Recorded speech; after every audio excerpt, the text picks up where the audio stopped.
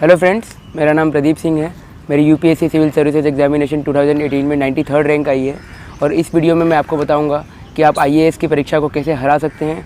और मैं इसमें आपके साथ कुछ गोल्डन रूल्स शेयर करूंगा जिसको फॉलो करने के बाद, जिसको रिलीजियसली फॉलो करने के बाद कोई भी व्यक्ति आईएएस की परीक्षा आसानी से क्लियर कर सकता है।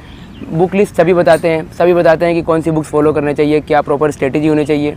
तो मैं आज वो नहीं बताऊंगा, मैं आपको केवल ये बताऊंगा कि कौन से ऐसे कुछ सूत्र हैं जो आपको फॉलो करने चाहिए आपकी यूपीएससी की परीक्षा को क्लियर करने के लिए या फिर किसी भी एग्ज़ाम को क्लियर करने के लिए। जो बेसिक कुछ फंडास होते हैं वो मैं आपको बताऊंगा। तो सबसे पहला मेरा फंडा ये है कि जो भी डिस्ट्रैक्शन हो, जो भी ऐसी चीज़ हो जो आपके लक्ष्य से आपको दूर ले जाती हो, उन सारे डिस्ट्रैक्शंस को दूर करें। जैसे कुछ लोग सोशल मीडिया पर काफ़ी एक्टिव होते हैं, व्हाट्सएप, इंस्टाग्राम, फेसबुक दिन भर चलाते हैं, मोबाइल पर दिन भर लगे रहते हैं, यूट्यूब दिन भर चलाते हैं, या फिर कुछ लोगों को घूमने का बहुत शौक़ होता है, कुछ लोगों को बाहर की चीज़ें खाने का बहुत शौक़ होता है, या फिर घर जाने का शौक़ होता है, किसी से बात करने का शौक़ होता है। तो ऐसी कोई सी भी चीज़ जो आपको अपने लक्ष्य से दूर करती हो, इन चीज़ों को जब आप यूपीएससी की प्रिपरेशन कर रहे हो तो अपने पास ना आने दें। क्योंकि जब आप अपने डिस्ट्रैक्शंस को दूर करेंगे, जितना आप अपने डिस्ट्रैक्शंस को दूर करेंगे उतने ही आप अपने लक्ष्य के करीब जाएंगे। मेरा दूसरा एडवाइस ये होगा कि आप अपनी प्रिपरेशन में डिसिप्लिन लाएँ। डिसिप्लिन मतलब सेल्फ कंट्रोल। मतलब अगर आप यदि कोई गोल सेट करते हैं, अगर आप कोई टाइम टेबल बनाते हैं, अगर आप ये तय करते हैं कि आपको पॉलिटी 5 दिन में ख़त्म करनी है, तो आपका फोकस होना चाहिए कि आप पॉलिटी 5 दिन में ख़त्म करें। क्योंकि जब आप अपने गोल्स को एक्सटेंड करते हैं और जब आप 5 दिन के गोल को 7 दिन में अचीव करते हैं, तो आप अपने गोल से उतना ही दूर जाते हैं और बाकी चीज़ें करने के लिए आपके पास टाइम कम होता है। जैसे मेरा रूटीन ये था कि मैं सुबह 6 बजे उठता था, 7 बजे से मेरी पढ़ाई शुरू हो जाती थी और 7 बजे से 11 बजे तक, 11:30 बजे तक मैं पढ़ता था। 11:30 से 12 तक का ब्रेक होता था जिसमें मैं खाना खाता था। फिर 12 बजे से 5 बजे तक मैं पढ़ता था। उसमें बीच में अगर मुझे नींद आती थी तो पावर नैप लेता था या फिर कभी कभी ज़्यादा भी सोता था, लेकिन थोड़ा सा गैप होता था वो आधे या 1 घंटे का। फिर 5 बजे से मैं 9 बजे तक पढ़ता था। फिर 9 से 10 खाना खाना और थोड़ा बहुत एंटरटेनमेंट, और फिर 10 बजे से 1 बजे तक मेरी पढ़ाई होती थी। तो अगर आपने कोई रूटीन सेट किया तो उस रूटीन को रिलीजियसली फॉलो करें। और थोड़ी बहुत फ्लेक्सिबिलिटी अलाउड है, लेकिन इतनी फ्लेक्सिबिलिटी नहीं कि आप अपने गोल को ख़त्म करने के लिए 5 दिन के अलावा 10 दिन ले रहे हैं या फिर 5 दिन के काम को 15 दिन में ख़त्म कर रहे हैं। ऐसे बहुत सारे मोमेंट्स आएंगे आपके प्रिपरेशन में जब आप अपने आप को पूरा टाइम नहीं दे पाओगे, अपनी पढ़ाई को टाइम नहीं दे पाओगे। कभी लाइट चली जाएगी, कभी दोस्त घर पे आ जाएंगे, कभी घर से फ़ोन आ जाएगा, या फिर कभी बाहर घूमने जाने का मन करेगा, कभी कुछ खाने जाने का मन करेगा।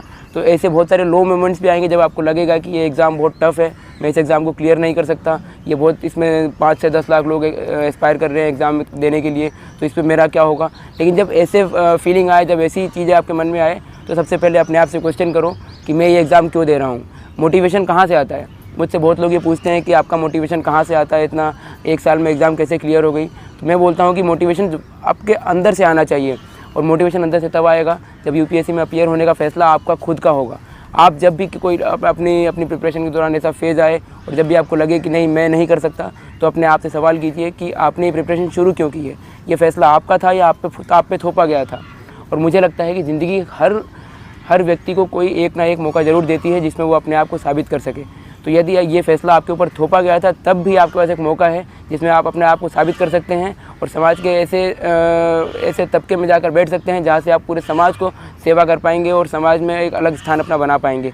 तो ज़िंदगी ने अगर आपको ये मौका दिया है, अगर आप प्रिपरेशन करने के लिए यहाँ आए हैं दिल्ली, या फिर आप घर से प्रिपरेशन कर रहे हैं, तो आपके पास ये बहुत शानदार मौका है जिसमें आप अपनी कैपेबिलिटीज़ को और अपने पोटेंशियल को और निखार पाएंगे और इस एग्ज़ाम को क्लियर करके दुनिया को ये बता पाएंगे कि आपका एक्चुअल पोटेंशियल क्या है। दुनिया में ऐसी कोई चीज़ बनी ही नहीं जिसे हासिल नहीं किया जा सकता। एक बहुत ही प्रूवन फैक्ट है कि 21 दिन में लोग अपनी आदत बदल सकते हैं। तो अगर 21 दिन में आदत बदल सकते हैं, तो मैं मानता हूँ कि 1 साल में तकदीर अवश्य बदली जा सकती है। तो अगर आपको अपनी तकदीर बदलनी है तो कंटिन्यूअस रिगरस मेहनत करें और मेहनत का फल अवश्य मिलेगा। एक अप्रोच है तो है का मतलब ये कि अगर आपको सुबह उठना है तो उठना है, अगर आपको पढ़ना है तो पढ़ना है, अगर आपको अपनी बुक ख़त्म करनी है तो है, अगर आपको टेस्ट में अच्छे नंबर लाने हैं तो है का जो अप्रोच है कि अगर आपको करना है तो किसी भी तरह उस चीज़ को करना है।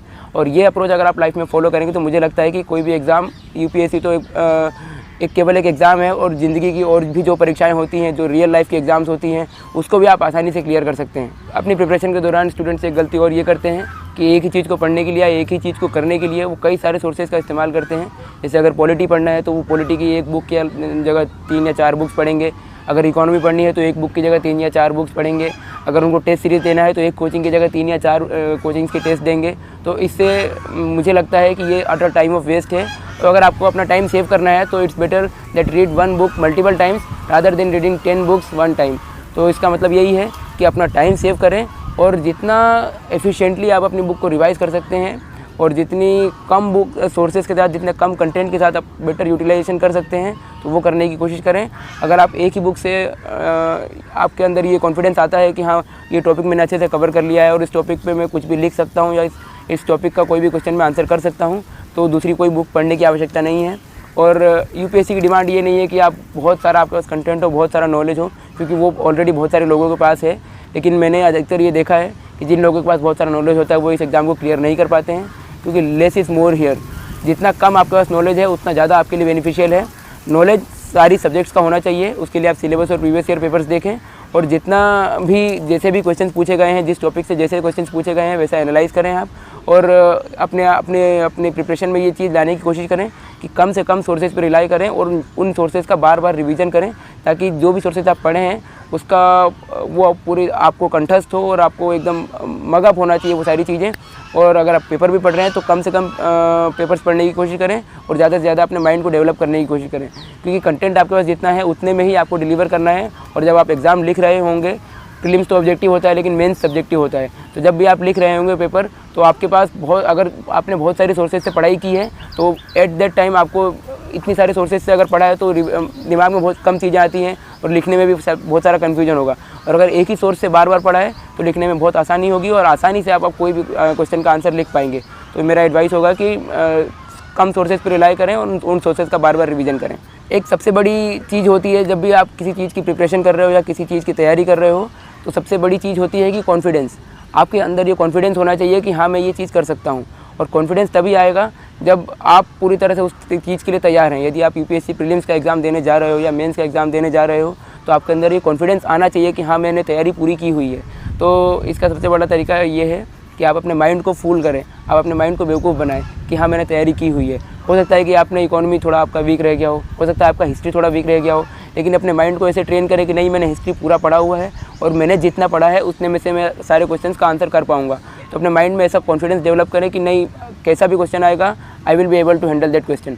तो जब ये कॉन्फिडेंस आपके अंदर आएगा तो कैसा भी पेपर हो, तो अगर आप तुक्के भी मारेंगे तो आपके तुक्के भी सही जाएंगे, क्योंकि आपके अंदर कॉन्फिडेंस होगा और जितना कम नॉलेज होगा उस कम नॉलेज पे भी आप अपने आप को ज़्यादा डिलीवर कर पाएंगे। एक बहुत ही फेमस लाइन है जो मैंने सुनी थी कहीं कि मंजिल तो मिल ही जाएगी भटकते ही सही, गुमराह तो वो हैं जो घर से निकले ही नहीं।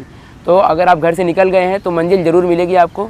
ये ज़रूर है कि टाइम ज़्यादा लग सकता है या फिर ये भी हो सकता है कि कभी मंजिल पे पहुंचने के रास्ते में आपका रास्ता बदल जाए, क्योंकि हो सकता है कि कई बार 5 या 6 अटैम्प्ट देने के बाद भी एग्ज़ाम नहीं होता है क्लियर। लेकिन इसका मतलब ये नहीं है कि आपकी ज़िंदगी ख़त्म हो गई। ज़िंदगी यहाँ से शुरू होती है और ज़िंदगी का नया ट्रैक वहाँ से शुरू होता है। इन 4-5 सालों में जो भी आपकी प्रिपरेशन का फेज़ है उसमें कई सारी चीज़ें नई सीखने को मिलती है। तो अगर आप मेरा एडवाइस ये होगा कि अगर आप घर से निकल चुके हो प्रिपरेशन के लिए, अगर आपने प्रिपरेशन शुरू कर दी है तो पूरी डेडिकेशन के साथ, पूरी डिटर्मिनेशन के साथ एग्ज़ाम दो। 10 लाख से ज़्यादा लोग इस एग्ज़ाम का फॉर्म भरते हैं और 5-6 लाख से ज़्यादा लोग इस एग्ज़ाम को देते हैं। इसका मतलब ये नहीं है कि सारे लोगों का एग्ज़ाम क्लियर होगा, लेकिन एग्ज़ाम अगर क्लियर नहीं भी होता है तो भी कोई टेंशन की बात नहीं है। टेंशन की बात तब है जब आपने उस एग्ज़ाम के लिए पूरा हार्डवर्क नहीं दिया है। अगर आपका एग्ज़ाम क्लियर नहीं होता है और अगर आपने हार्डवर्क पूरा किया है तो आपके अंदर वो एक तरह से काफ़ी सेटिस्फेक्शन वाला भाव होगा कि नहीं मैंने प्रिपरेशन पूरी की थी। हो सकता है लक मेरे साथ ना हो सकता है कि बाकी लोगों ने ज़्यादा मुझसे मेहनत की हो इसलिए उनका सिलेक्शन हो गया है, या बाकी लोगों की किस्मत अच्छी है। लेकिन आपको एटलीस्ट अपनी लाइफ में कभी रिग्रेट नहीं होगा कि नहीं मैंने मेहनत नहीं की, या फिर मैंने अगर थोड़ा ज़्यादा टाइम दे दिया होता, थोड़ी मस्ती कम की होती तो मेरा सिलेक्शन हो जाता। तो इसलिए पूरी तरह से आप अगर प्रिपरेशन में लग रहे हैं तो पूरा हार्डवर्क कीजिए, सारे डिस्ट्रैक्शंस को अवॉइड कीजिए, सारे मिथ्स को अवॉइड कीजिए और पूरी तरह से इस प्रिपरेशन में लगिए, ताकि बाद में आपको लाइफ में कभी ये रिग्रेट ना हो कि मैं थोड़ा बहुत और हार्ड वर्क कर सकता था, मैं थोड़ा बहुत और टाइम सेव कर सकता था, मैं अगर मूवी देखने नहीं जाता, मैं अगर यूट्यूब नहीं चलाता, मैं सोशल मीडिया पे ज़्यादा एक्टिव नहीं होता और मैं दोस्तों से बातचीत अगर कम रखता अपने प्रिपरेशन के दौरान, मैं ज़्यादा अगर सोशल एनवायरनमेंट में नहीं जाता और अपने प्रिपरेशन के टाइम पे बिल्कुल लोन वोल्फ की तरह अगर प्रिपरेशन करता तो मेरा हो जाता। अगर ये भाव अगर आपके बाद में आपको आएगा तो पूरी लाइफ भर आपका रिग्रेट होगा। इसलिए भले एग्ज़ाम में सक्सीड हो या ना हो, मेहनत पूरी करो ताकि बाद में कोई रिग्रेट भी ना हो, और बाकी अगर रिग्रेट नहीं होगा तो लाइफ के दूसरे एग्ज़ाम्स में आप आराम से सक्सीड करोगे।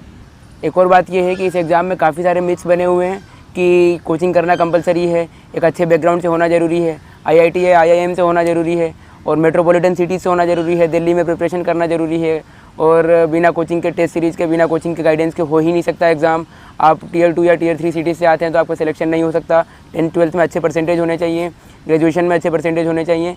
पर मुझे लगता है कि ये सारे मिथ इसलिए बनाए गए हैं ताकि इस एग्ज़ाम को और टफ बनाया जा सके, और मार्केट में जो लोग इस एग्ज़ाम से प्रॉफिट कमा रहे हैं या इस एग्ज़ाम का फ़ायदा उठा रहे हैं उनको और प्रॉफिट हो। तो मुझे लगता है कि बिना कोचिंग के भी प्रिपरेशन हो सकती है। 10th-12th में अगर अच्छे परसेंटेज ना हो तो भी एग्ज़ाम क्लियर हो सकती है। मैं खुद इंदौर से आता हूँ, ना IIT से हूँ ना IIM से हूँ। ग्रेजुएशन मेरा BCom ऑनर्स में था। 22 की एज है, फर्स्ट अटैम्प्ट में एग्ज़ाम क्लियर हुआ है। तो मैं कई सारे मिथ तो मैंने खुद ब्रेक किए हैं। आप जो इस बार ऑल इंडिया रैंक 3rd हैं, जुनैद अहमद, उनका एग्जाम्पल देख सकते हैं कि उनके 10th और 12th में दोनों में अराउंड 60% थे। तो 60% यानी एक एवरेज स्टूडेंट। और यदि एक एवरेज स्टूडेंट का भी एग्ज़ाम क्लियर हो रहा है तो आप उनसे प्रेरणा ले सकते हो कि आप भी इस एग्ज़ाम को आसानी से क्लियर कर सकते हो। बस डिटर्मिनेशन चाहिए।